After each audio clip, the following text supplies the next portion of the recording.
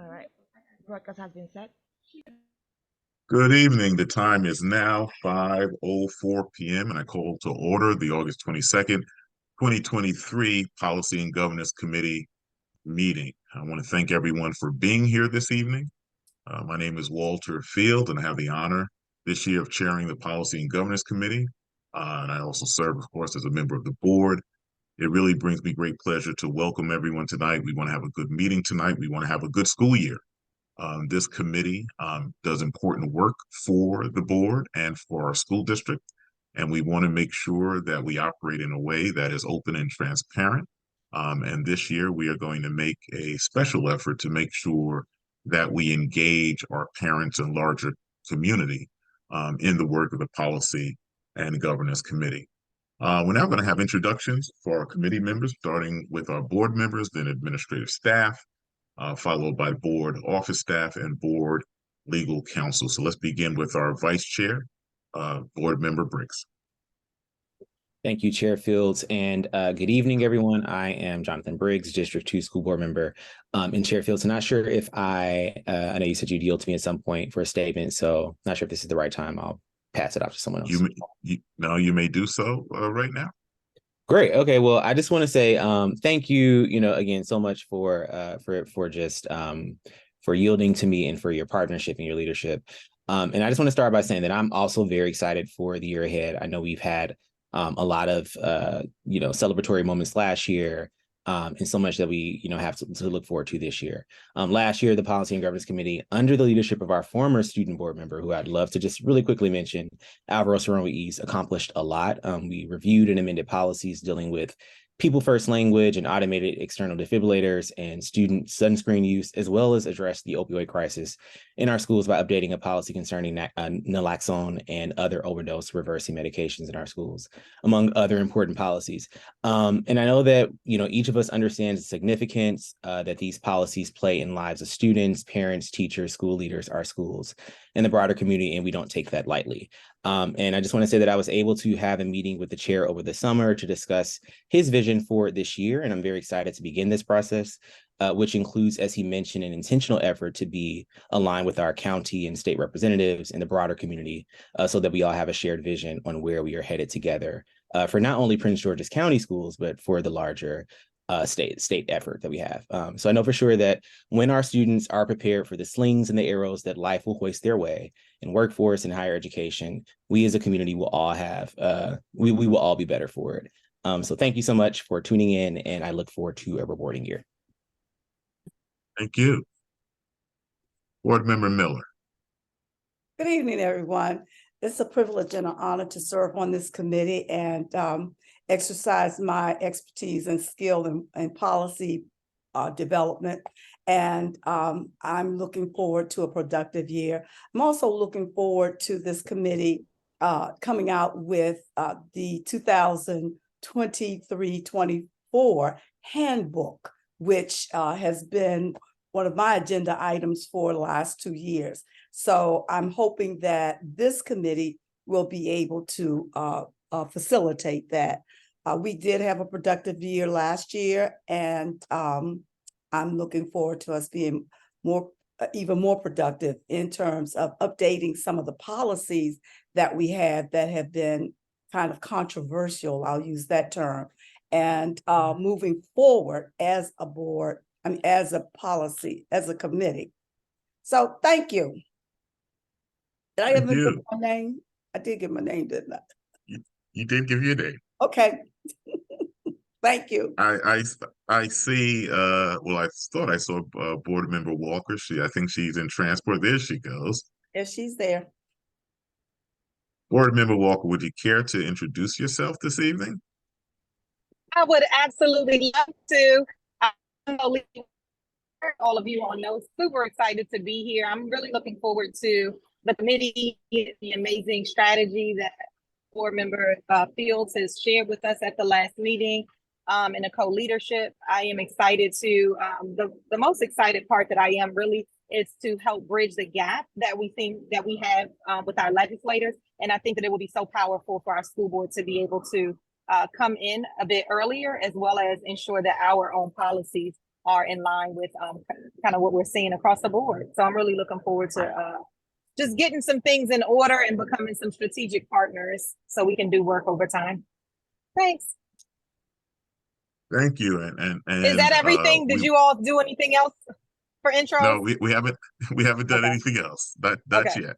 You missed Miss Board Member Briggs's dissertation though. Well, I'm just coming from his school, so I feel like I am. his eloquent statement before the meeting. And our board chair, board member Mickens Murray. Good evening. Thank you. Board Member Mickens Murray, Chair, ex officiary member. But I am pleased to hear the enthusiasm that is coming from this committee. You're setting a standard, and I'm sure the other committees that may be watching will have an opportunity to glean a lot from. So I'm looking forward to your work. I'm looking forward to any way that I can help you to proceed with that work. And I'm excited for you, for me, and for the Board of Education. Thank you. Thank you. And last but not least, I am really happy to welcome not only to the committee, but to our Board of Education, our new student member of the board, Ms. Rain Rivera Forbes. She has big shoes to fill, but I know she is capable and will set her own path as a representative of our students in the district. The floor is yours. All right. Hello, everyone. And please ignore my background. It's switching back and forth right now.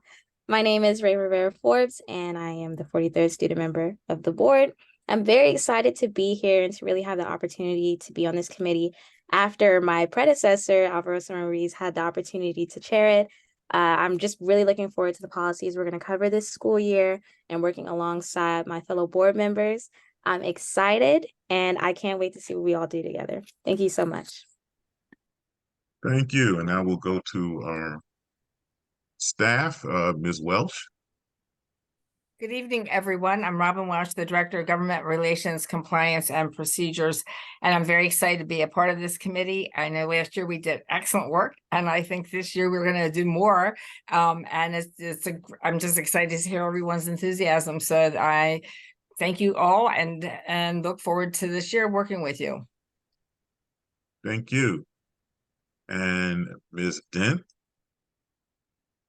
Good evening, everyone. My name is Sharon Dent. I'm the Director in the Board of Education office. I'm looking forward to working with everyone and the collaboration that we will all have moving the board and the school district forward with our policies. Thank you.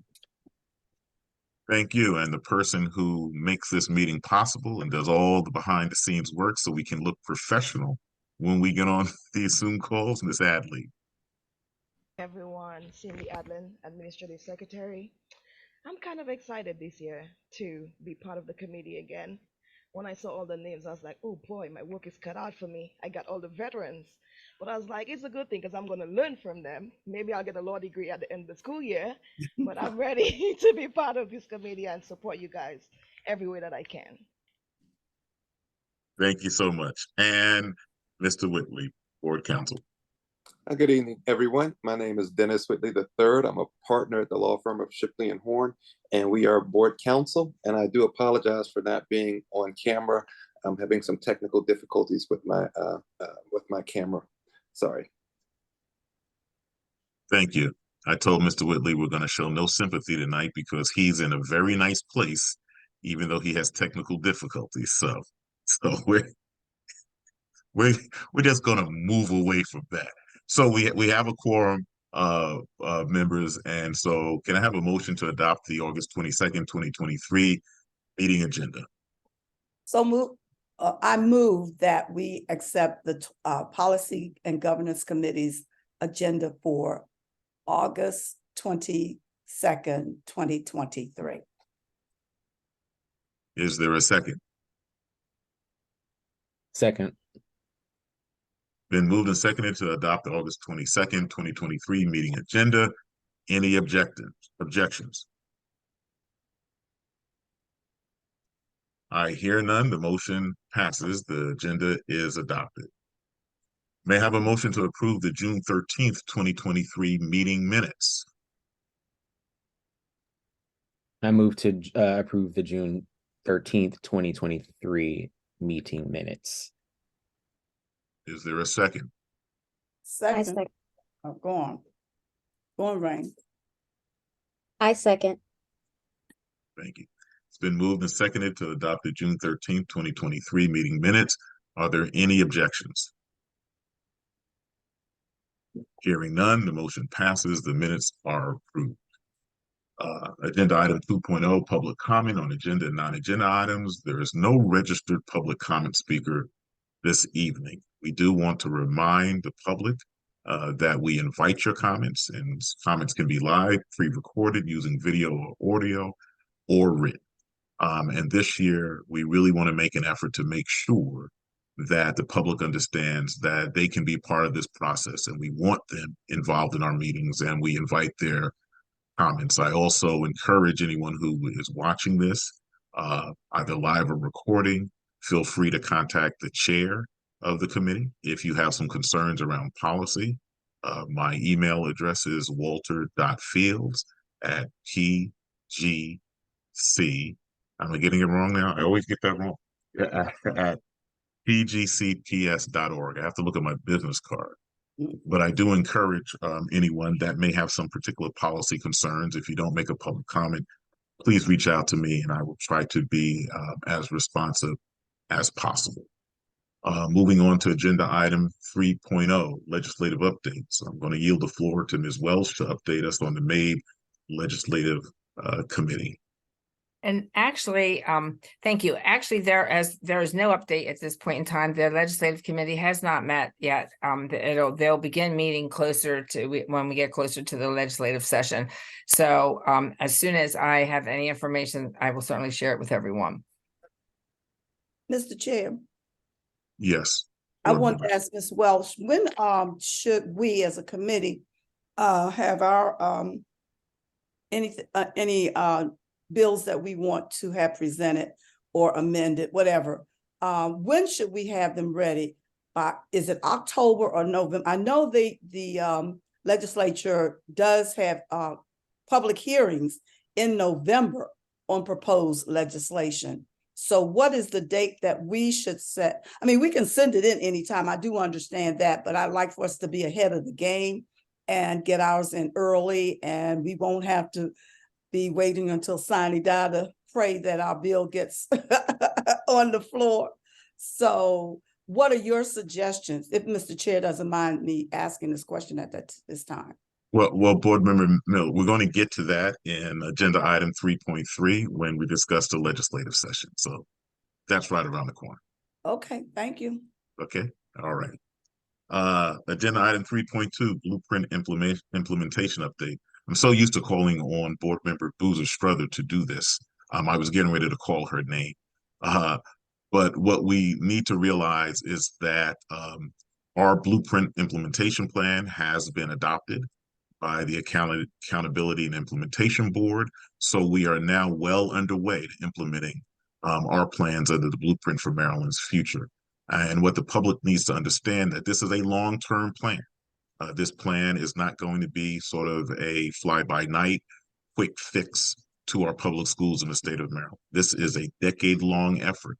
And in fact, it's probably one of the most unprecedented efforts in the United States by a state to really provide equity in their public school district. We have a governor who has committed to it, but I will forewarn this committee and the public that we have been informed by the state controller that Maryland may have a deficit in another year or two, which means that funding for the blueprint will have to be fought for. And so we should all be aware that as good as this plan is, it won't work if we don't have the full funding. So we want to be vigilant as we move forward. Our team from this district has put together a phenomenal plan. I keep telling everyone that we are leaders in this in the state in terms of how we have approached the blueprint.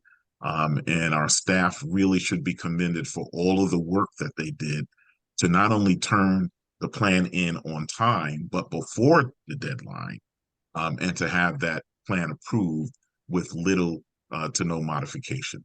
So we will continue to keep you updated on where we are as a district when it comes to the blueprint for Maryland's future. Now, agenda item 3.3, legislative session. Yes, so we are going to make a concerted effort as a committee and as a board to make sure that we have constructed our own legislative agenda by early October.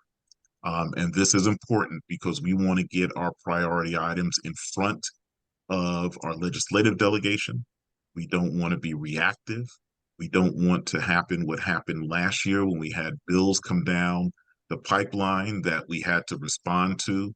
And even though I think we did an adequate job responding to those bills, we were sort of late in the process. This year, we want to get out in front of the process. And so I will be calling on all of my colleagues on the board to send me items that they think we should include in our legislative agenda. We will coordinate, of course, to see what MABE is doing, to see if there's anything on their radar that we should also be looking at. But we want to make sure that the legislature, the speaker, and the Senate president and the key committee chairs understand the priorities of the Prince George's County Board of Education. I thought I saw Board Member Walker's hand up. I do. Board Member Walker. You did. Thank you so much. One of the things I'm excited about this here, I told you that was my #1 strategy. Woo-hoo.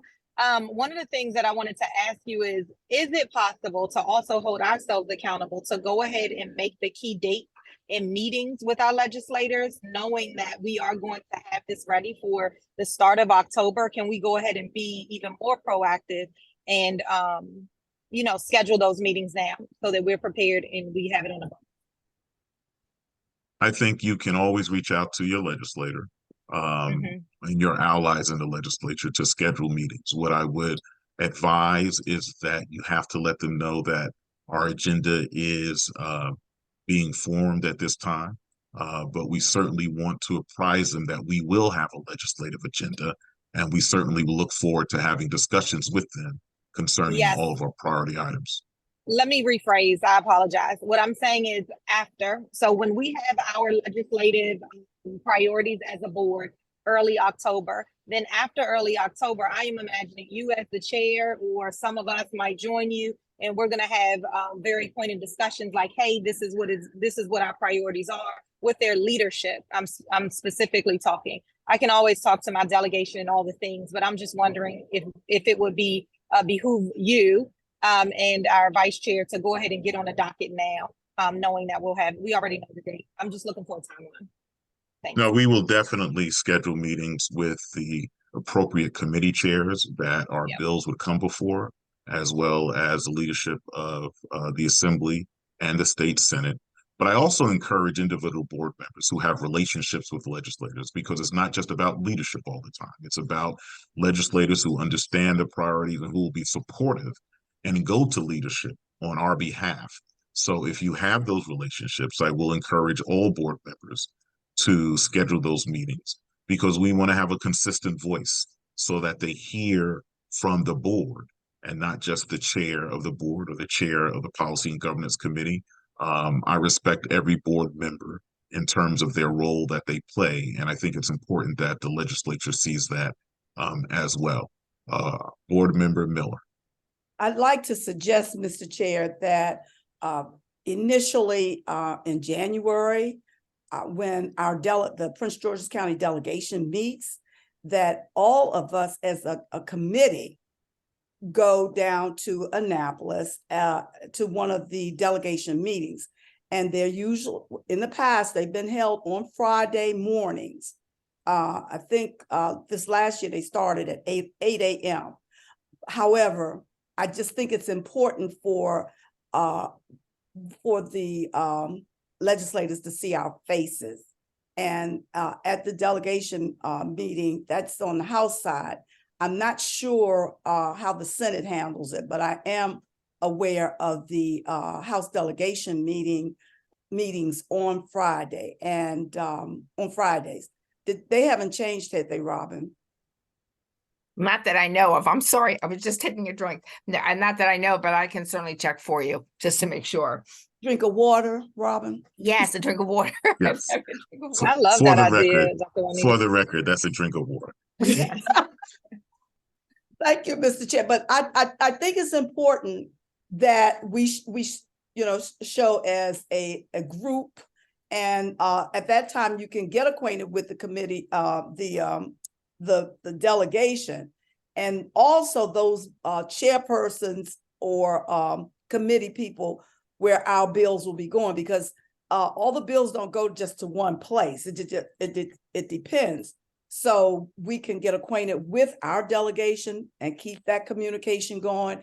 And when we find out what committee particular bills are going to, then we can attend, or you, Mr. Chair, any of us, but we need to have continuous representation down there. We need to be visible.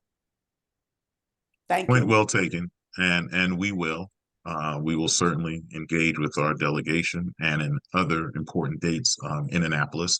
One date that I want to make sure that board members participate this year is Blueprint Day in Annapolis, which is sponsored by the organization I co-chair, Strong Schools Maryland, because that is a show of force for all school districts to advocate for full funding of the Blueprint for Maryland's future. When is that? Any other? The date has not been set yet, but Oh. it will be announced. Any other comments or questions? Okay, seeing none, we'll move to agenda item 4.0. There are 2 items for discussion tonight. Colleagues will adhere to the 5-minute and 3-minute rules of discussions and rounds. The first item, I yield the floor to Ms. Welch to update us on our school year 23-24 committee work plan. Board Member Fields, do you mind if I just bring something up about our legislative plan? I was I apologize for going back. I tried to get my hand up and clicked on it, but it didn't go up, so I didn't get it up in time. Everyone's asking about dates. And so I did look at our committee dates versus our Board of Ed dates, because those are going to be critical pieces. And what I had shared was in our planning meeting was that that we would, or whoever would, present to the board in September to get their feedback about what are important, either bills or things they feel need to be legislated, things they would oppose, those kinds of things. In the meantime, my office would also meet with each of the divisions to find out from an internal perspective what they feel that needs to be proposed and what should be opposed if it comes through, and then take all that information that board meeting September 21st and put together a platform or position paper or whatever that would then come to the P&G committee, the Policy and Governance Committee, on October 17th to vote on, which would then go to the board meeting on October 28th, because those are all they're not work sessions, they're regular board meetings. So the October 28th to do a final vote, and then that would finalize that. You'd have it by the beginning of November, so that you would, be able to share with the delegates and everything, if that works for everyone. That's perfect. Thank you for that. And I also want to add, for a student member of the board, I'll really be looking towards you to think about issues affecting students that we may need to address legislatively, because I think it's important. Your role on this board gives us that perspective that no one else has at this present time of being a student. So we'll definitely be looking towards your leadership for that. So we'll go back to our committee work plan. Okay. Cindy, are you gonna yeah, thank you. So this is the tentative schedule or work plan. It includes many of the policies that Dr. Golson had recommended in the spring. Not all of them, because we had so many listed, as well as I have incorporated in our last, on the June 13th meeting, several of you had asked that we add some other policies to the list. So I have incorporated those into the list. I want to point out, and then we can go through it, that I did add a new policy that no one's had a conversation about, and that's for September 12th, which is search and seizure. And the school system actually does not have a policy or administrative procedure addressing search and seizure, which is a very important policy and procedure to have.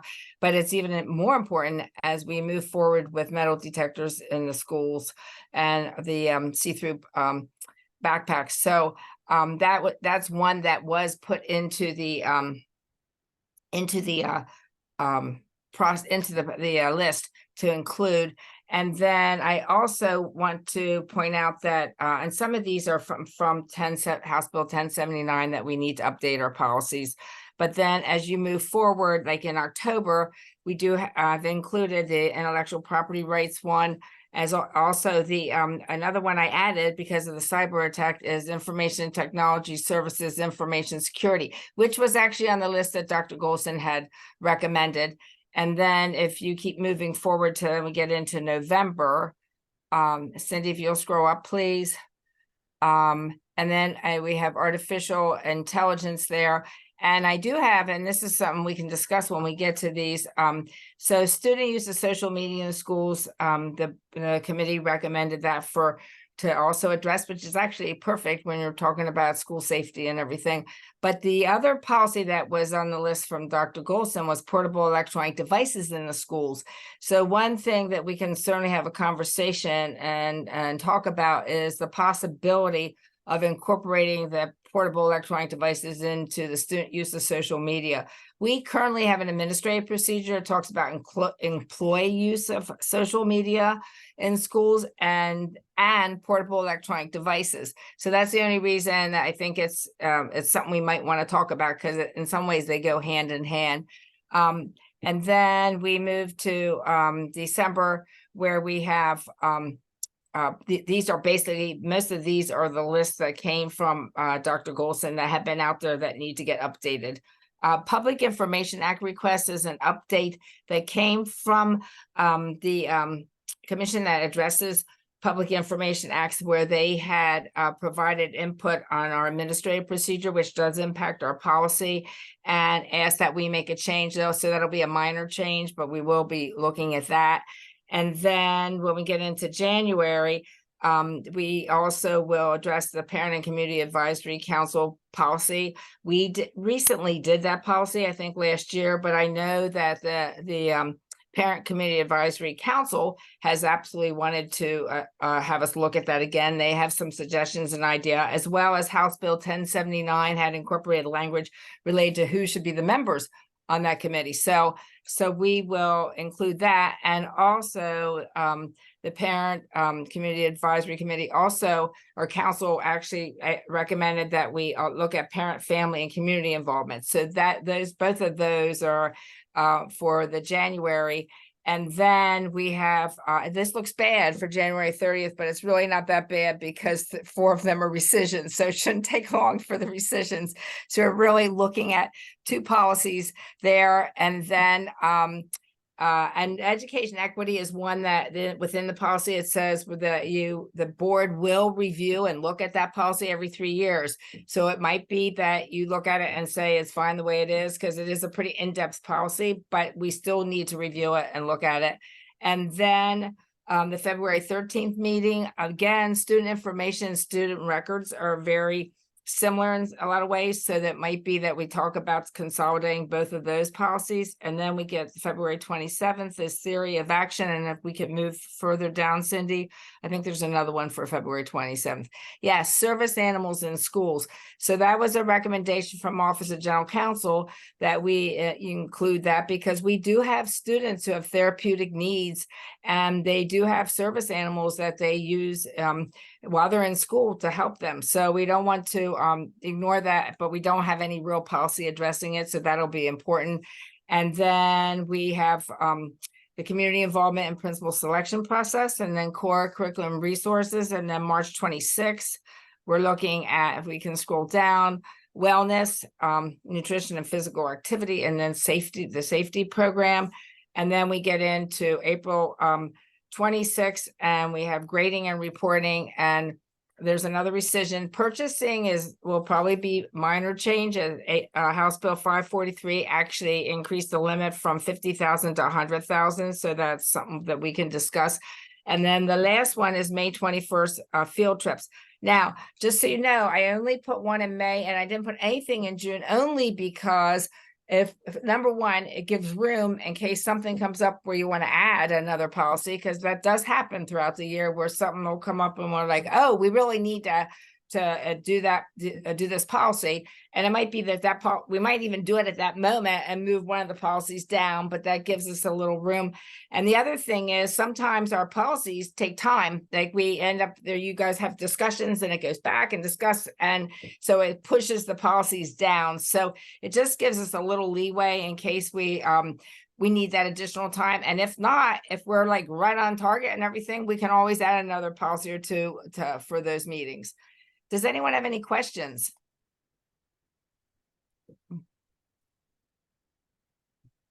I do. I do. Oh, go ahead, Juanita. I just couldn't get my hand up. I'll go after you. Thanks. You go on. Okay. I did have a few questions. Thank you so much for that. Super in depth. Yeah, I had two. One is around PCAC right now, and I thought I sent an email, but it could be in my draft folder. I'm gonna make sure I press send on that tonight. I just wanted, it sounded like we were pretty far back, like in the latter part of the year that we were looking at the PCAC policy. And I'm just hoping that we can bring it up because we're out of compliance at current state. And so just want to make sure that we can bring that up and make sure we get ourselves back in compliance for ourselves. I'll send that note out and make sure I have you on copy of that, Robin. I know the chair is on copy of that already. So I will make sure that if I didn't press send, I will send it again. I'm talking to chair of this policy committee. All right, so for us to get back in. So that's one, just to see if we can move that from, I think it was November. I can move that. It should be quick. It's sitting actually January 16th, so I can absolutely move it up. Yeah, and it shouldn't take that long. Thank you. Okay, and then and we can ask the chair if he's okay with what I'm suggesting here. We just are out of policy, so I'd like to get in policy. Then the other thing, okay, cool. Thank you. The other thing that I think I didn't hear, and maybe you said it, Robin, my apologies, is when we just talked about our legislative priorities, and I know that these are board things we're talking about, but can we add that into our timeline somewhere to make sure that we're capturing that we're making any modifications to the policy that we want to put in place overall with the delegation? Did I hear that? I didn't hear that. Well, right? we have a timeline as part of our work plan. And yes, so, I'm just, well, that's good. As long as it's on one sheet. I didn't hear for this one. And so that's okay. As long as we just have one document that says, so October, I'm gonna make it up, is like October, we were doing some things. And I think it was be ready early November, but I think we have a docket for also things that we need to do for our own board then. So I was just hoping we could just get it on one timeline so we could just be clear on what we're accountable for. That's it. Thank you. Can I just ask you a question? So are you asking like if we could add maybe at the end of this a section that says about the legislative platform or process or something, and then have those dates in there of the different steps? Is that what you're requesting? That would be great, but I'm not even asking for all that work. Really what I'm asking for is if there is a document that houses a timeline for us for this year, that alongside the policies that we're looking at, if we had January to December, for instance, or January to June, that as how you outline that. So I'm gonna make it up. January, we have 5 board policies we're looking at, and then we have 3 policies that we're looking at that we're gonna take to delegation. I'm making that up. Do you understand? Well, there's just one document. I think she's what we can, the same thing that excuse me, Mr. Chair, and that ties into what my question was going to be. Is this timeline flexible so that if there are any policies that will have to go to the state for amendment or, go to the state, let's say, can we change the timeline for that? Just like the PCAP, that's in I think it was in I was trying to write. Robin, would you send us a copy of that timeline? I thought it was excellent. Okay. I can certainly send it to you. I'm going to change the timeline for the PCAC one, but we don't really send the policies unless we're doing something different this year over to the delegate or the legislators. That's internal. That's really for board use. I mean, certainly they're out there for everyone to see. And now I don't know, Board Member Fields, if you're thinking you have a different plan or something, I don't know. No. And what I would suggest, what I would suggest in terms of the timeline that you articulated earlier, given that we have a work plan, if you can just shadow that timeline next to our work plan so that we see in those months where we're supposed to be in terms of creating that legislative agenda to Okay. make it really simple. That way you'll see our work plan with all the policies we're going to consider. And for the early part of the year, you'll see where we should be in terms of creating that legislative agenda. And that will just make it easy for us to keep a mark on everything and have one document to look at as we move forward. Okay. Mr. Chair. Does that suffice, Board Member Walker? That was the ask. Thank you so much for articulating it. That is precisely what I was asking for. Thank you. Vice Chair Briggs.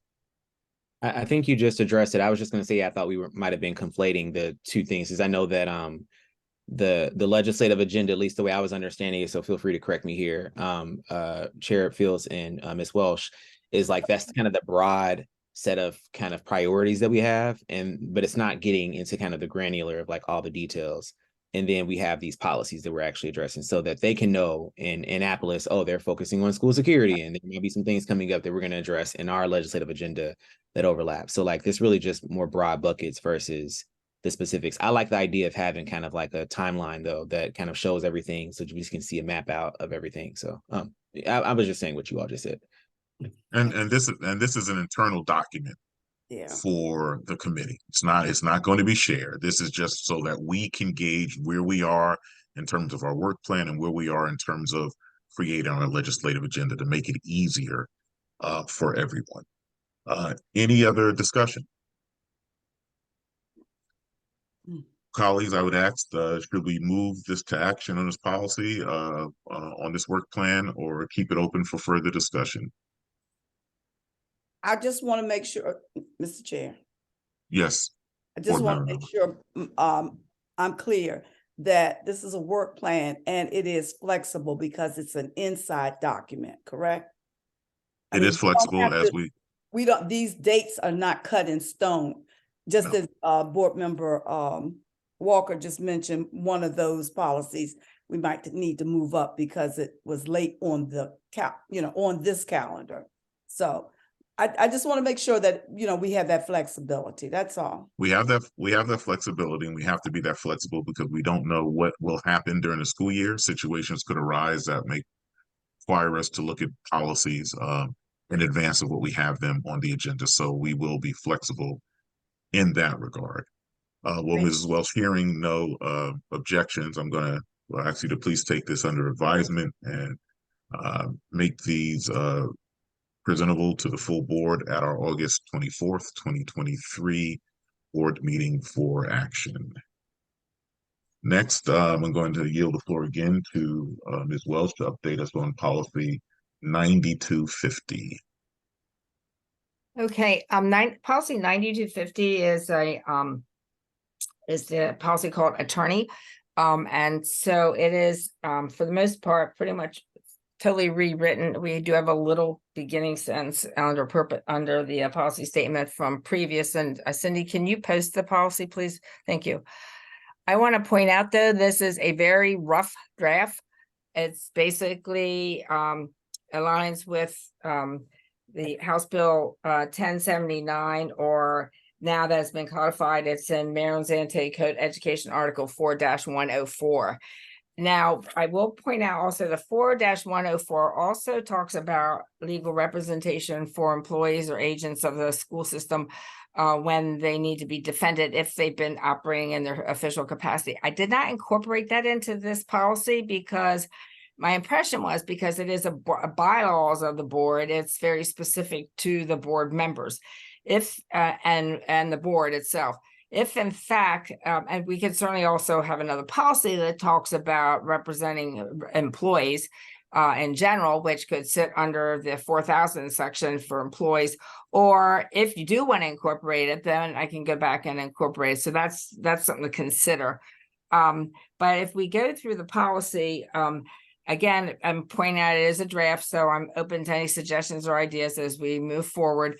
basically, I think the big point, so the board already had a statement, and if I looked at several other counties, they have not incorporated anything new because nothing's changed for them, but several counties just basically say that the Board of Ed may retain counsel to represent them in legal matters that affect the board, and that they can pay for, they will contract for the payment of reasonable fees to the council, and that the fees will come out of the annual budget. And that's in several different counties' policy. That's simple.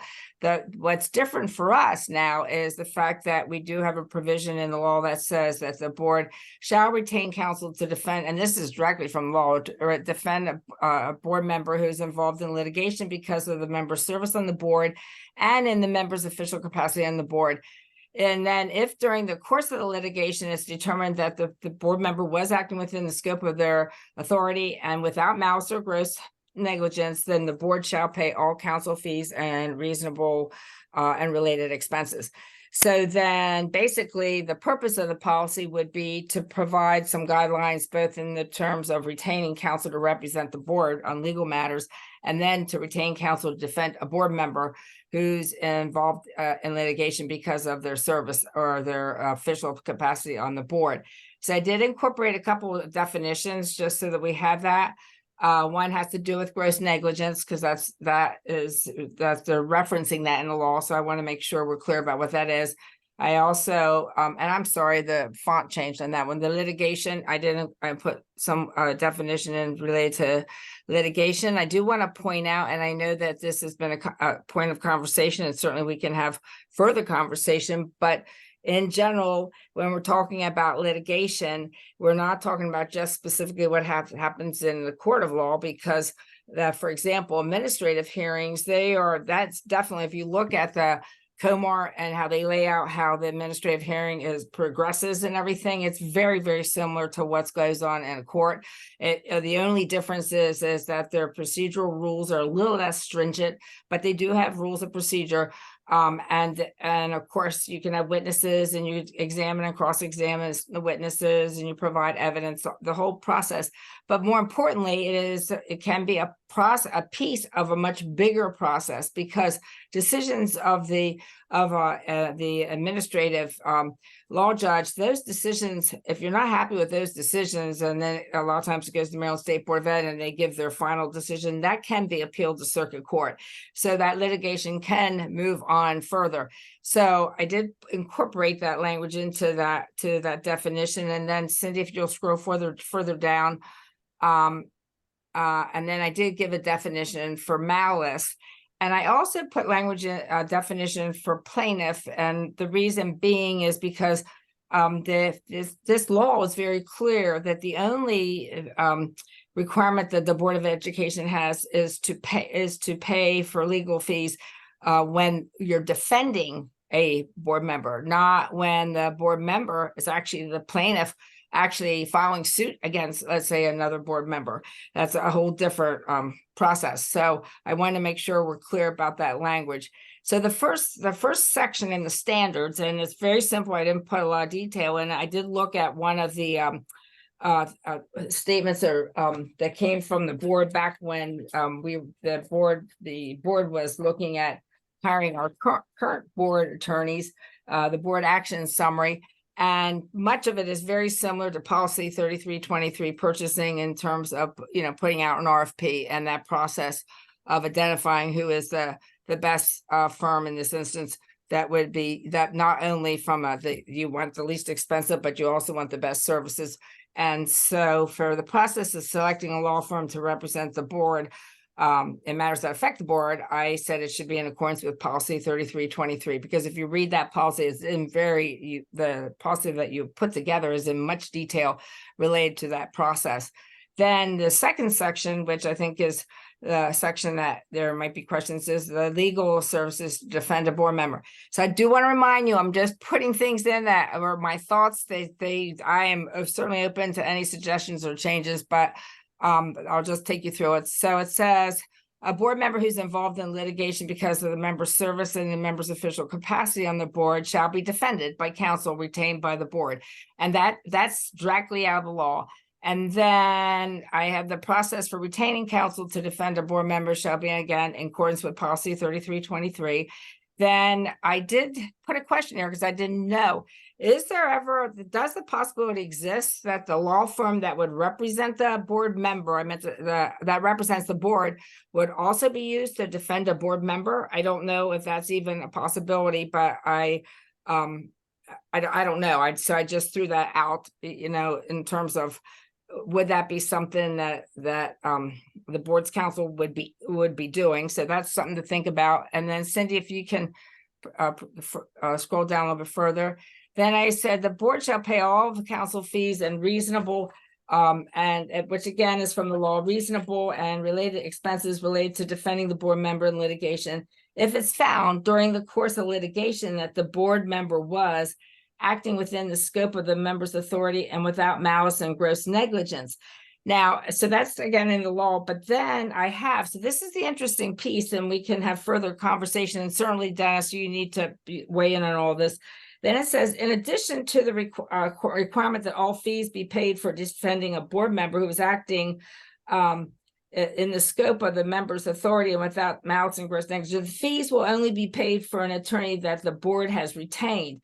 So, and the reason I say that is because because you have these two sections in the law. One says the board's going to retain the attorney. Secondly, then it says that if in fact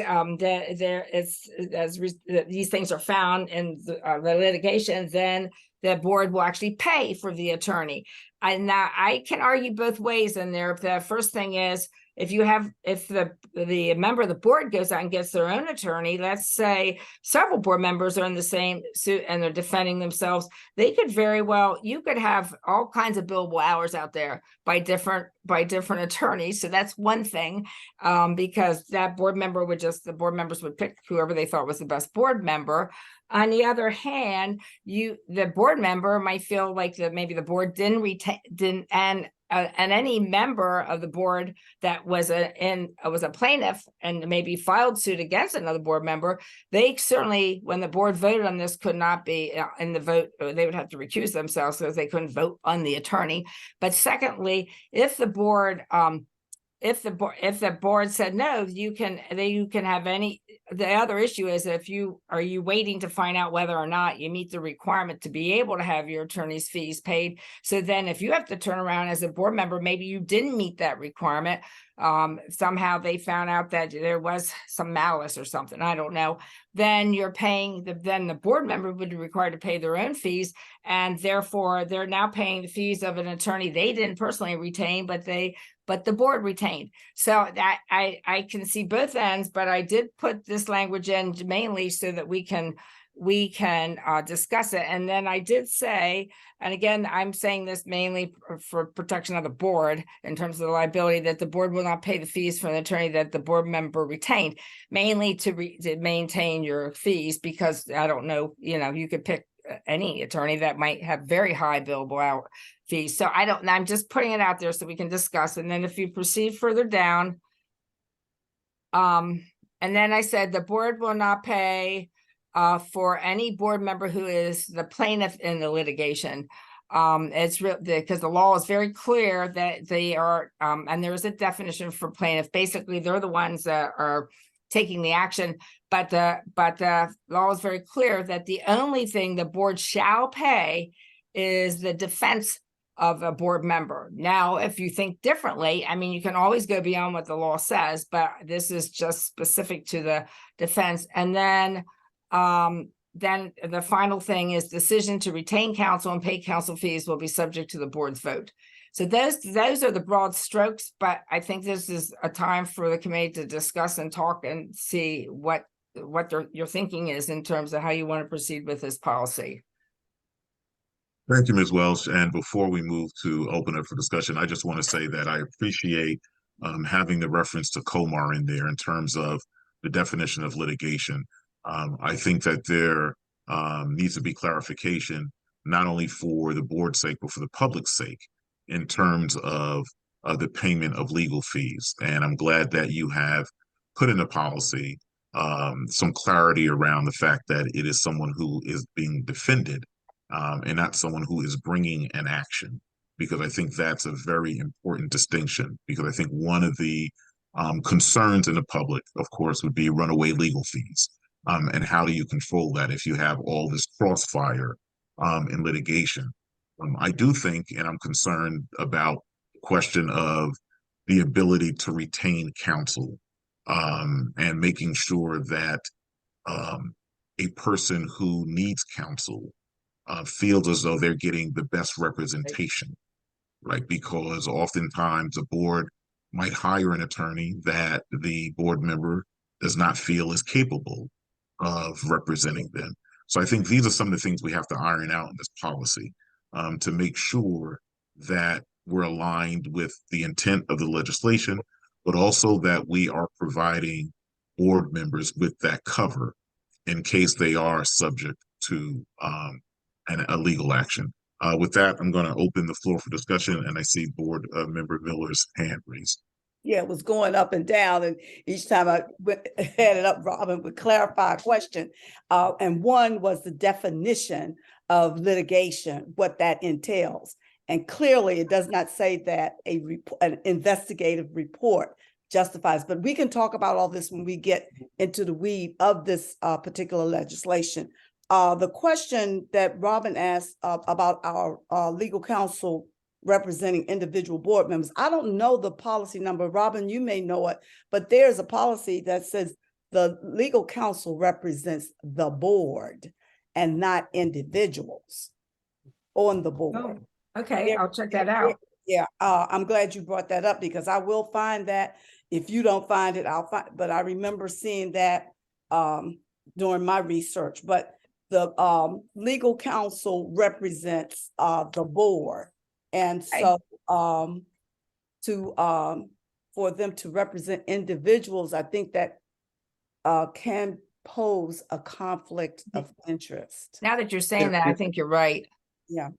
So, but we're going to discuss these later anyway. Am I correct? This is just an outline for us. So I don't want to pontificate any particular issue, but I do want to make it clear that, Robin, you have really brought up some very salient points that need to be addressed to the public as well as to our board members in understanding defense and litigation.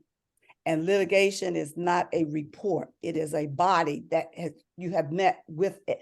The complaint has gone to a body, or the issue has gone to a body, not based on an investigative report. That is very significant. And I just wanted to make that point to our committee, because that has been a source of contention. And the other question, as I just mentioned, the issue with the our legal counsel representing individual members. There is a policy.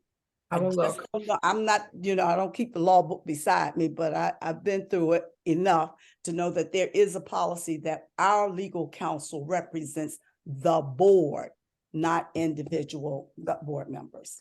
And the other thing, Robin, I'd like for you to inject is that I was trying to write while you were talking, but there was a section where you indicated that the board would select legal counsel for individuals. Now, that can be a problem because, one may want their own, but we can also inject that within, within the price, range, something like that. Yeah. Right. Okay. Okay. Thank you, Thank Mr. you, Board Member Miller. Board Member Walker. Yes, thank you. Dr. Juanita stole all my thoughts right there. But what I will say to you, Robin, oh my goodness, I just want to publicly say thank you so much for delving into the details.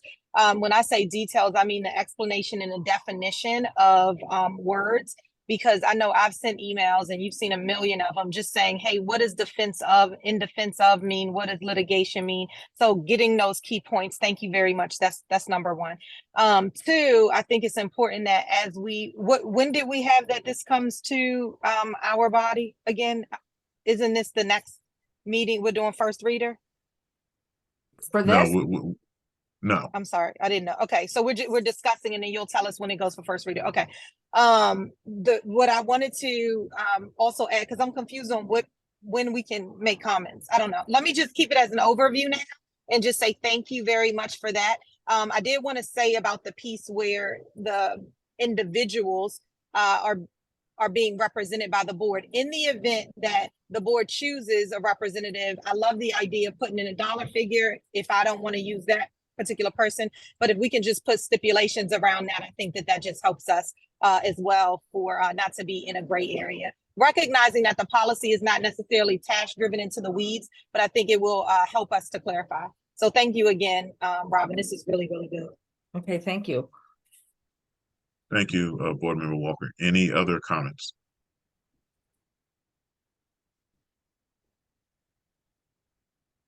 Board Member Mickens-Murray. Oh, sorry. Oh, okay.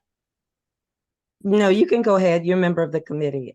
It's really quick. It's just really quick. I also wanted to say, Robin, as I was giving you some kudos right there, is that I think what this represents too is that you heard and read every single thing that everybody has sent you. And so you've done the definitions there as a result. So I just wanted to thank you for that too. You're really working very hard. I feel like we owe you a basket or something. Oh, no, you did my job.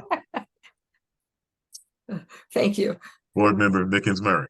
Thank you. I have two comments. The first is maybe procurement should look to put out an RFP for a group of lawyers that the board members could choose from that would already be available to the board to choose from within a dollar amount, because you could do the same thing as when I guess the federal government, they have lawyers do things pro bono. It wouldn't be pro bono, but the procurement could negotiate a figure that the lawyers could not charge above that figure. So that's one option.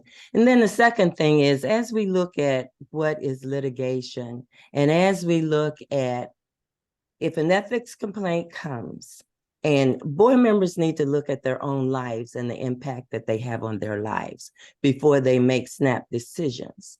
One of the things that you must realize is the litigation in the administrative court did not start until this summer. Many fees were paid prior to then. So all I'm saying to you is don't narrow the lens so small that you're not really considering the impact that whatever the threat is to one board member is having on that board member's life and that board member's perspective of protecting themselves, because that's very real and it's a very real experience, and that's for anybody. So that's all I'm cautioning. And then at some point, I would hope that our lawyers, Whitley and Shipley and somebody, would also weigh in on this discussion. Thank you.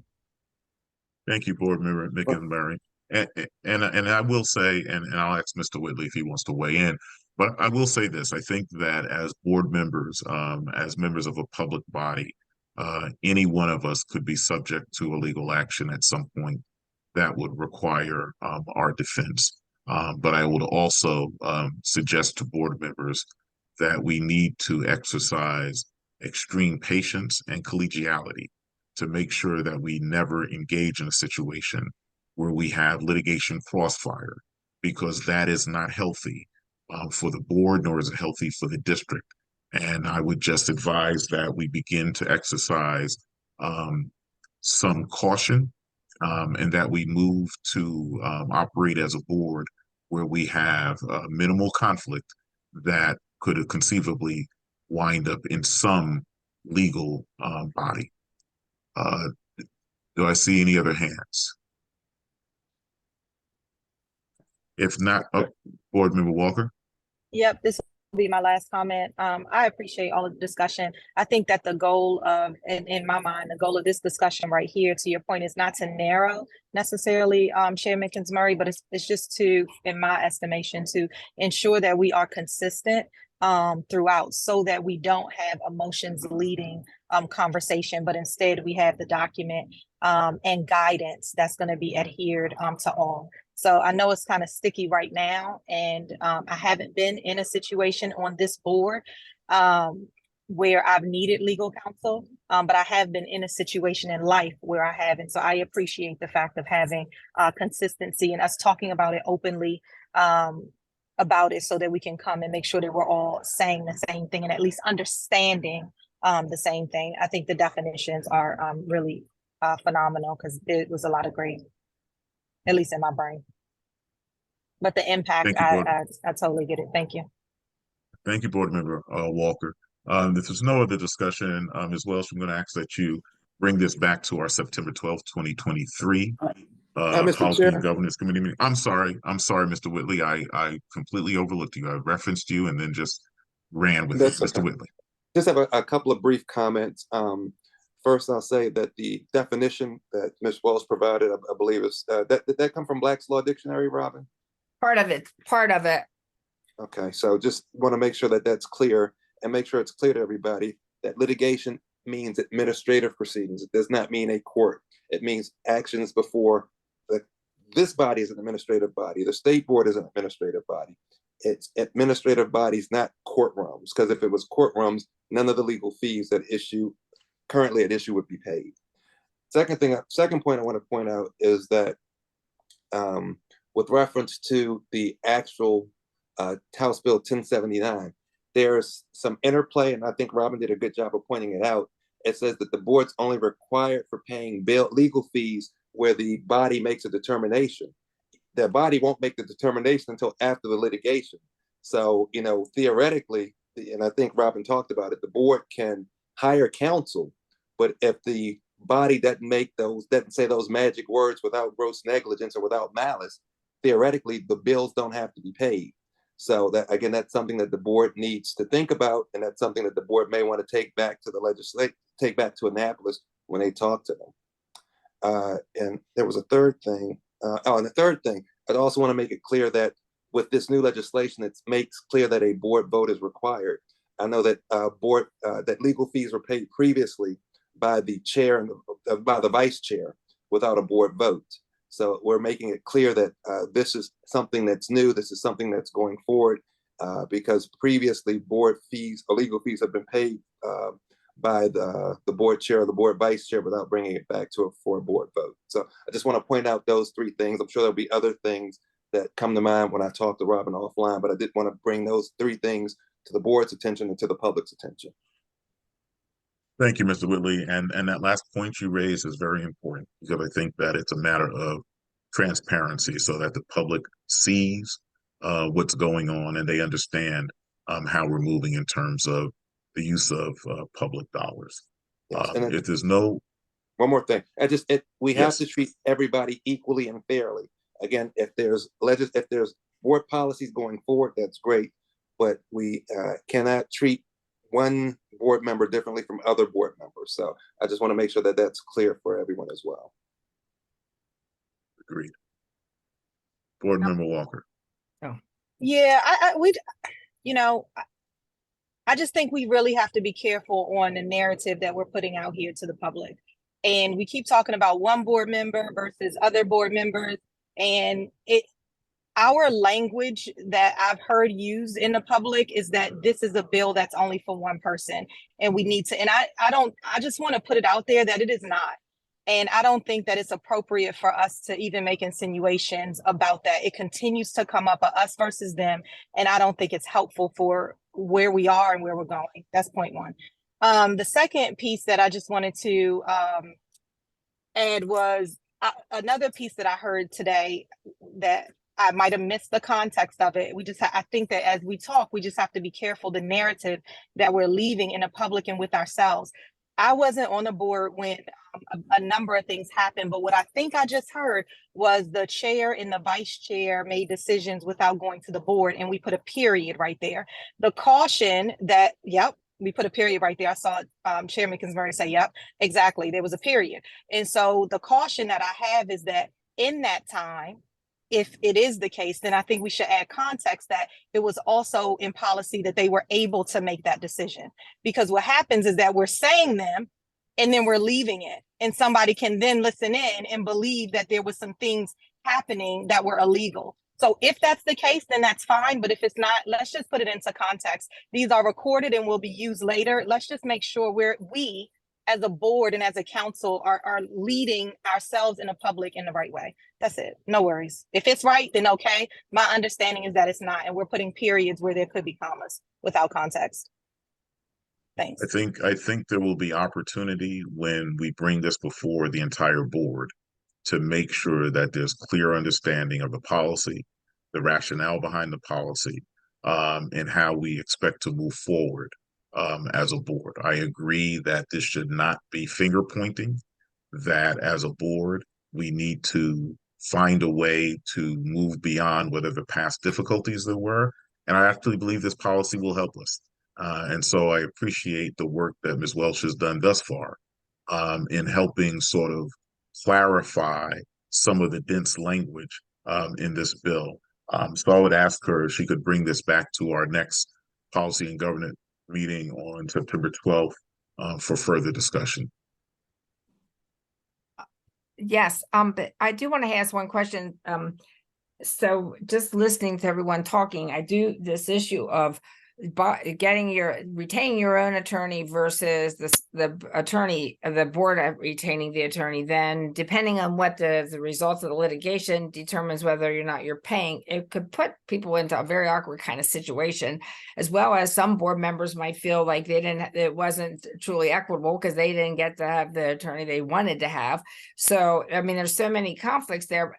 I'm just wondering how the committee feels about Board Member Mickens Murray's suggestion about putting together, and this is something I could definitely research with purchasing to see, talk to them about this as a possibility, about putting together, identifying a list of attorneys that they would, and I don't know what their process is, but I could certainly find out what that process is, and that way the board member would have an option among numerous attorneys, but it wouldn't necessarily put the board in a situation where you're paying taxpayers' dollars for super high billable hours, when you might be able to get another attorney just as good for fewer dollars. I don't know. So I don't know if that's something worthwhile for me to go ahead and research and get information from purchasing and bring back to the next meeting. I think it is, but I think more importantly than the pool, there are always going to be a pool of available legal counsel. I think the question is rate, right? Okay. To make sure that we have the appropriate scale so that if a board member requires legal counsel, they will know this is the rate that we can pay. Now, if you can find an attorney within that rate, that's fine. But I think it's got to be a little flexible, because I also don't want board members to feel as though an attorney is being shoved down their throat. I think everyone has a right to legal representation and the lawyer of their preference, so long as it falls within an acceptable rate that the board sets for retaining that counsel. But certainly, I think both sort of options are possibilities. Seeing if we could generate a pool of attorneys who would be willing to take on this work at the appropriate rate. Okay. Okay, we're going to move on at this point to agenda item 5.0. There are 3 policies for review or action tonight. The first is geographic boundaries of attendance area and the consolidation of schools. Colleagues may have a motion to forward the new policy, geographic boundaries of attendance areas and the consolidation of schools, to the full board with a recommendation to seek public comment. I move. Is there a second? Second, Lolita. Been moved and seconded. I'll now yield the floor to Ms. Welch to give us an overview of the new policy.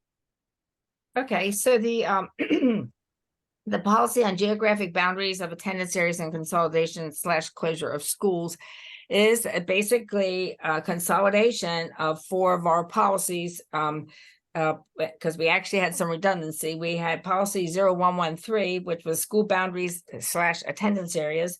Then we had policy 5110.2, which was called attendance. Then we had policy 8391 called boundary changes. So all 3 of those were addressing the changes in school boundaries of attendance areas. And then the fourth policy was closing of school buildings. So this policy actually consolidates all of those policies. I do want to point out though that policy 2570 was based on previous law, which gave the authority to consolidate or close the school to the superintendent.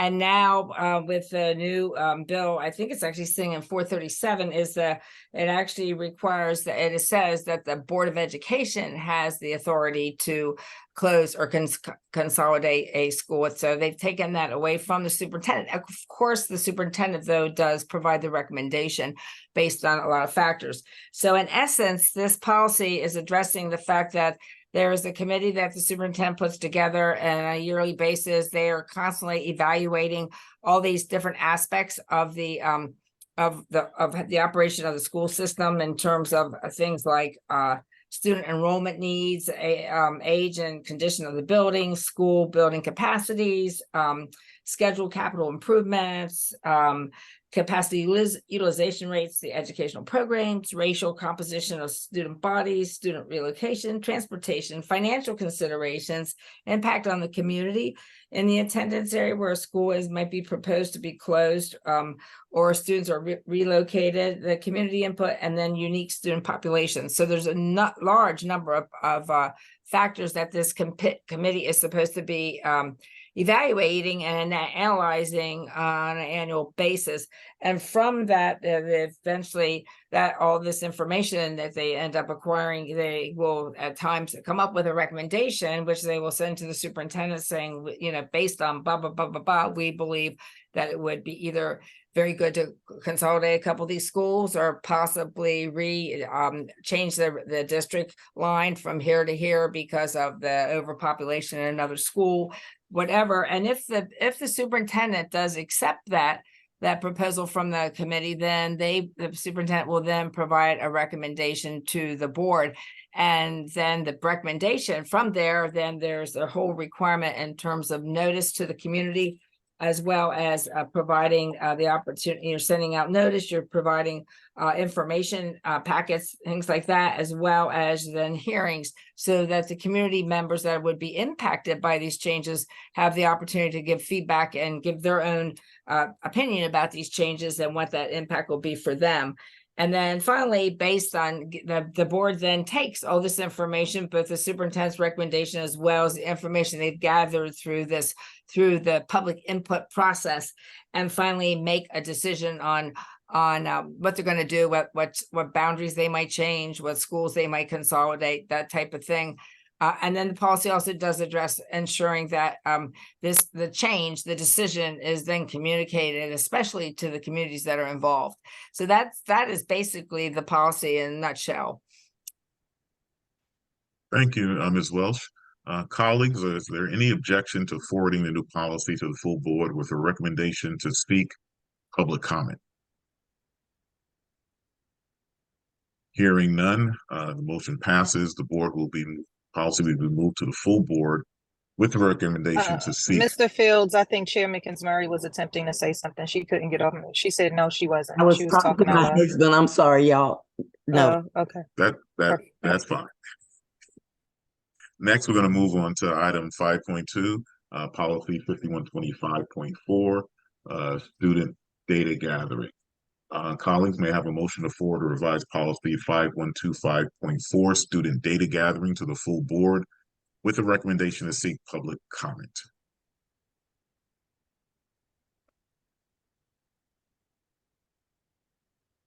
So moved. Is there a motion? Is there a second?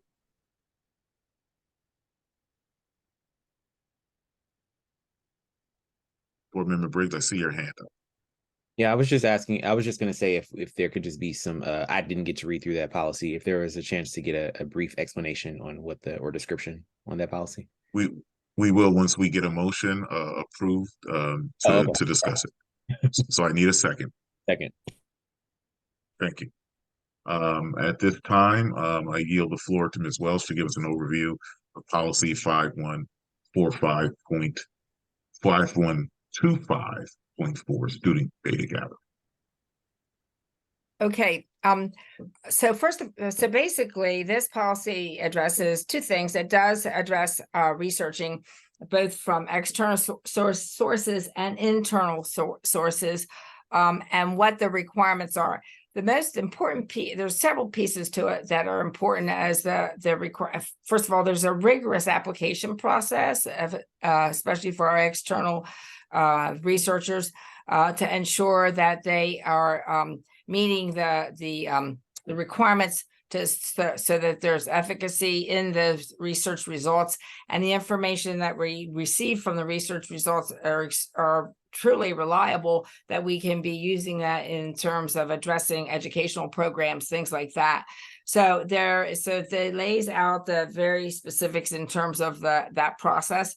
And then the other thing that was added to this policy that was not there previously, and it's there because it's very much in line with research, has to do with the Protection of Pupil Rights Amendment, which actually says that parents need to be notified of their rights to the fact that they can provide consent before their student is required to submit to a survey that concerns one or more of the protected areas.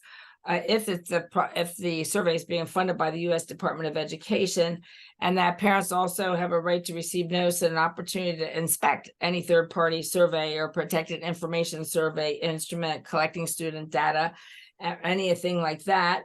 And that they also, in addition to receiving notice, have the opportunity to opt out if they do not want their student to provide any information at all in that process, in that survey process, regardless of the funding, or going through any kind of screening that the survey might entail, or collecting any personal information. So it's really an effort, that part of this policy is an effort to protect the rights of students and parents, to ensure that they're not put in a position where they feel compelled to have to share information or be a part of a survey or whatever that they really absolutely do not want to have be a part of. I do want to point out that Board Member Fields, you had asked a question in terms of, well, what do we for the external research, you said you weren't as concerned about the internal ones because we have within our own system standards and everything have to be met when there's a determination or they're going to allow someone internal to do research. So I did reach out to our research and testing office to find out, and I'm going to just read to you. It's pretty in depth, but I do want to read quickly because I think it's impressive. Which they said regarding your question, they don't have anything called accredited, but generally the organizations that submit applications to conduct research are universities, university affiliated or independent research contractors such as Weststate, Air, ICF, and RAND Corporation. The contractors are usually carrying out research on behalf of the U.S. Department of Education or some other federal government entity. The other types of applications we receive tend to be from graduate students, primarily doctorate candidates who need to conduct research as part of their degree requirements. Regardless of who applies or what their affiliation is, all applicants must submit proof of approval from an institutional review board. The IRB. The IRB approval ensures that research proposals adhere to certain ethical standards. In addition, research applicants must also adhere to the Prince George's County Board Policies and Administrative Procedures. So they are looking when someone applies to make sure that they have gotten the approval from the IRB before they would even allow them to move forward with their research. Thank you for that. I appreciate that. Colleagues, are there any objections to forwarding the revised policy 5.4 student data gathering to the full board with a recommendation to seek public comment? Hearing none, the motion passes. The policy will be moved to the full board with a recommendation to seek public comment. Next, we move on to agenda item 5.3, policy 5168, automated external defibrillators. Colleagues may have a motion to forward revised policy 5168, automated external defibrillators, to the full board with a recommendation to seek public comment. So moved. Is there a second? Is that a second, Board Member Walker? Board Member Walker has seconded the motion. I will now yield the floor to Ms. Welch for an overview of policy 5168. Ms. Welch. So 5168 basically provides lays out specifically the use of the AEDs in schools as it's called the Public Access Automated External Defibrillator Program. And by law, there are requirements that have to be met in order to have the AEDs in the schools. You have to have a valid certificate from an emergency medical services. They have to be the renewal for registration is continual, that they have to be checked all the time to make sure they're operating, that the batteries are good, all the aspects to just in terms of maintenance, and that they're ready to go in case you need them. And then the second half of the policy addresses a bill that got passed last year that had to do with the venue-specific emergency action plan, which was very specific to athletics, especially in the middle and the high schools, in terms of ensuring that the AEDs were available, that the coaches had been trained on the use of AEDs, and that they were always available at any athletic event. So that if something were to happen with a student, they could absolutely, be able to access the AED for that. This went out for public comment already, and then it came back and we did have a further conversation. And two things that had come up with had to do with how many AEDs in a building, because the standard has sort of been 1 for elementary, 2 for middle school, and 3 for high school, because more so for high school because of the athletics. And then we did have at their last meeting, we had Vince Curl, who's our safety officer, and then Tracy Jones, who's the supervisor of school health. And both of them came to answer questions for you and discuss the use of the AEDs and AEDs. We had conversations about, well, maybe it should be the size of the building. I mean, how do you make this determination? And in talking to them, they basically, what I ended up adding was that when for the basic AED program, that the AED coordinator, who's responsible for making decisions about where the AEDs are and everything, that they make a determination about the number of AEDs located in each building based on the number of students attending the school and staff working in the school, the structure of the building, and the data indicating the probability of AED usage, because that is an important piece of I think Mr. Curl brought to everyone's attention that certainly there's a higher risk of something going wrong at the high school level, especially with athletics going on and everything. And so you want to have more access at that level than at the elementary level. But saying that, this language now allows for that if a certain building, depending on how it's how it's laid out, or the number of students attending, or even the possibility of usage, that you could certainly add more AEDs in a particular building. So it provides that flexibility. The other question that came up had to do with the training for all staff. And so there was a conversation at the last meeting about ensuring that that we put this that we added to the safe schools training. So we did, and it is a mandatory requirement for all employees to take the training on the usage of AEDs. So that is on their list of mandatory trainings for this upcoming school year that they'll have to complete. So those were the two final changes, and I believe at the last meeting, that's when I think Board Member Buser-Struthers said that it would still need to get back now to public comment because we had made some changes, and that's why it came up for action at this meeting. That is correct. And colleagues, are there any objections to forwarding the revised policy 5168 automated external defibrillators to the full board with a recommendation to seek public comment? Hearing none, the motion passes. The policy will be moved to the full board with the recommendation to seek public comment. We move now to agenda item 6.0, committee recommendations under new business and governance. Policy 3506, public charter schools. Revised policy 3506, public charter schools, was voted on by the full board to seek public comment. No public comments were received. Colleagues may have a motion to forward to the full board revised policy 3506 with the recommendation to advance consideration as first reader at the August 24th, 2023 Board of Education meeting. So moved. Is there a second?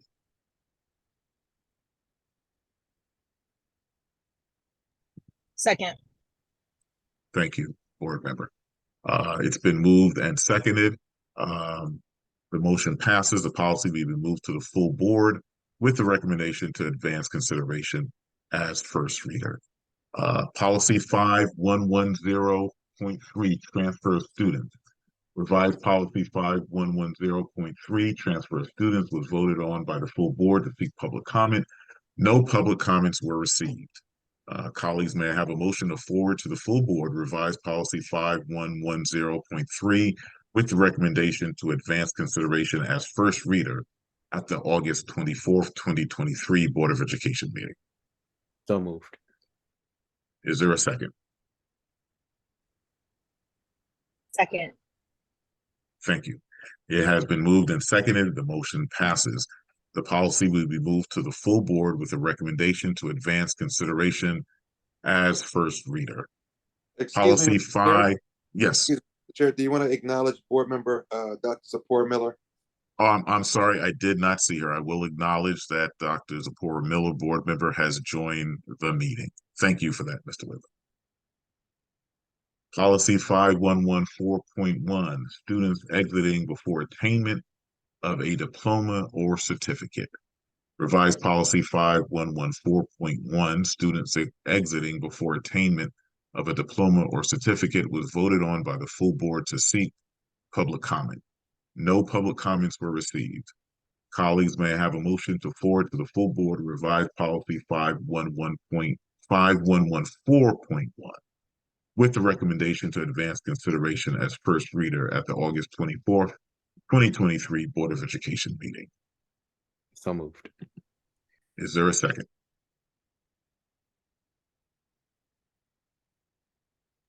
Second. It's tough to get off mute when you're. Thank you. The motion passes. The policy will be moved to the full board with a recommendation to advance consideration as first reader. Next, we have policy 6139, test security and data reporting. Revised policy 6139, test security and data reporting, was voted on by the full board to seek public comment.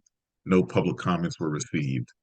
Colleagues, may I have a motion to forward to the full board revised policy 6139 with the recommendation to advance consideration as first reader at the August 24th, 2023 Board of Education meeting. So moved. Second. Is there a second? Thank you. Yes. It has been moved and seconded. The motion passes. The policy will be moved to the full board with the recommendation to advance consideration as first reader. Policy 9360, meetings of the board. Revised policy 9360, meetings of the board, was voted on by the full board to seek public comment. No public comments were received. Colleagues, may I have a motion to forward to the full board revised policy 9360 with the recommendation to advance consideration as first reader at the August 24th, 2023 Board of Education meeting. So moved. Is there a second? There is a second. I do have a question, which I suppose I can ask. Is this first reader, you said? That's first reader. And yes, you can ask a question since Okay, you seconded the motion. Thank you. I've seconded it. Yes. The question that I have is, did we add language? I just can't remember, around texting within meetings. I don't sure. believe, I will look at it because I've noticed that that can be a deterrent. Sometimes I know it just can be a deterrent. So I'm just wondering, I know that there are emergencies and sometimes we have to I have an 11-year-old myself, so I know sometimes he texts, but particularly during board votes are very critical things. I just think we just need to take a look at that. And anyway, I know we're advancing it and I did vote on advancing it. It's just as a heads up, then I'll just take a look at the details of that and I'll have some thoughts around that. Thank you. Board Member Mickens Murray.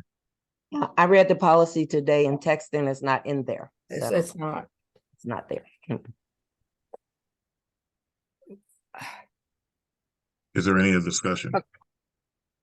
Well, I'll be saying it at the appropriate time at the meeting, just a heads up so y'all won't be surprised. I know I mentioned it to several people in advance. Thank you. If there are no objections, I'm sorry, Ms. Welsh. I'm sorry, I just wanted to ask a question. If in fact you want another revision to the policy, which we can, that's not a problem, then I'm thinking maybe we need to keep it in the committee one more time, bring it back with the language revised.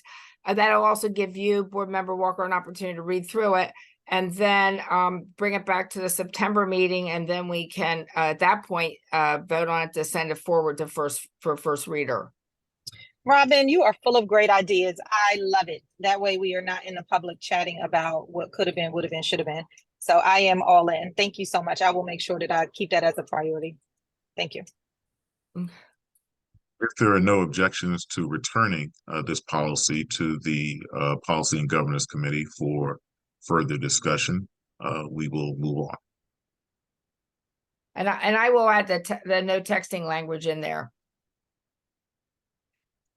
Thank you. So follow-ups from the previous meeting will be posted on board docs upon receipt. The next Policy and Governance Committee meeting will be held on Tuesday, September 12th, 2023 at 5 p.m.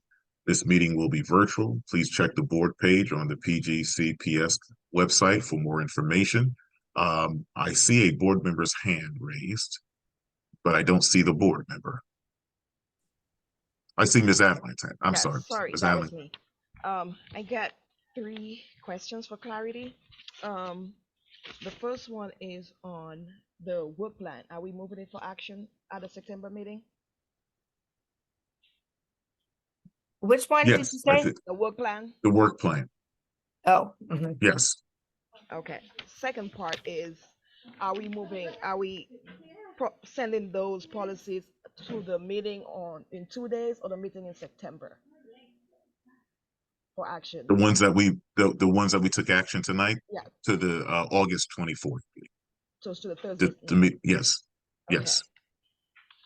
And my last clarity, since we are sending policy 9360 back to the administration, should we amend the main motion? Yes, we can. We can, for clarity. So I will entertain a motion to return policy 9360 to the Policy and Governance Committee for further discussion. If someone could make that motion, I'll call for a second. I move to move policy 9360 meetings of the board back to the Policy and Governance Committee for consideration. Is there a second? Second. Yeah. Are there any Second, thank you. objections? If there are no objections, the motion passes. Thank you. Board Member Briggs, I thought I saw your hand before we began that discussion. No, it was fine. I was just going to say for policy 9360 for Ms. Welsh, because I heard 2 things from the vice chair about there are emergencies that may occur. So I was thinking with the language, I'm not sure if it's a no texting while on the floor during board meetings, or having some flexibility essentially in there so that, if there are reasons why a board member would need to text, there's, some flexibility in the language. So I just wanted to say that because I'm not sure if the spirit behind what the vice chair was saying was like strictly no texting at all versus limiting. Oh, I'm happy to share. Sorry about that. Yeah, I think that we need to limit it.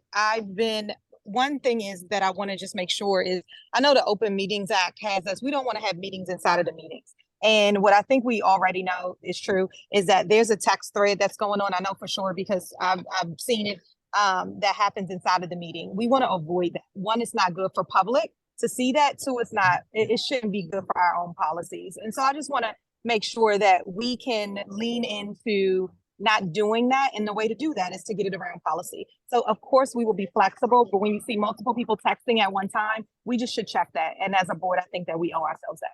That's the spirit behind it. That's the reason. But thanks for asking for clarification. And I think we can, through the policy, clarify those emergency situations may arise, and certainly board members would be excused in their texting for those emergencies. Board member Rivera Forbes. Board member Zipporah Miller was before me. Oh, okay, thank you. Well, you are a member of the committee, so you have speaking privileges first. Oh, awesome.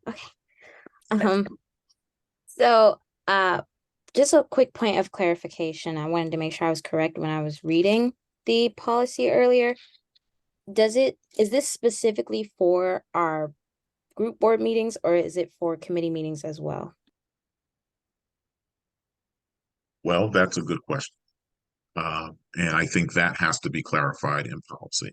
I would suggest that all of our committee meetings should be aligned with our board meetings, but I thank you for that input because that should be clarified.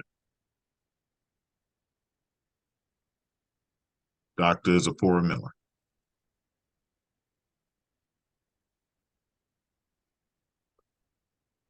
Board member Zipporah Miller. Dr. Miller, are you there? Okay, if she comes back on before we adjourn the meeting, we'll certainly. There she is. I was trying. I'm Yes, sorry. Doctor. I was trying to come off mute on the phone. It's really, really hard. But I think Vice Chair Lolita Walker actually relayed my sentiments in terms of the texting, because my understanding of the Open Meetings Act is our conversation as board members need to be public. So there's nothing that needs to be discussed over text. Now, if I'm texting board leadership to say, hey, I have an emergency at home, I gotta leave, that's one thing. But anything to do with the discussions that happen need to happen in public. So we really shouldn't be texting. And again, I think we'll make that clear in the policy when it is drafted. If there are no other comments, I just want to thank everyone for a really great start of the school year tonight in this meeting. I do want us to encourage the public to comment when we have policies up for consideration. I think that we discussed some very important policies tonight that were before the board and we received no public comment. And I think we need to change that dynamic. These policies impact their children. They impact the way we operate as a school district, and we have to encourage the public to read these policies and to come to board members, either virtually or in person or through written public comment. But we need to hear from the public about these policies that we vote upon as a committee and forward to the full board. Are there any additional comments before I request a motion to adjourn? May I have a motion to adjourn? So moved. I was going to say, boy, we really want to stay together tonight. Is there a second? I second. Thank you. It has I'm been moved and sorry, I seconded couldn't get to the mute. I'm so sorry. I'm here. That's okay. It has been moved and seconded to adjourn the August 22nd, 2023 Policy and Governance meeting. Any objections? Hearing none, the meeting is adjourned. Have a good night. Thank you, everyone. Yeah, good meeting. All right. Have a good night. Awesome meeting. Thank you so much. Bye, guys. Everyone.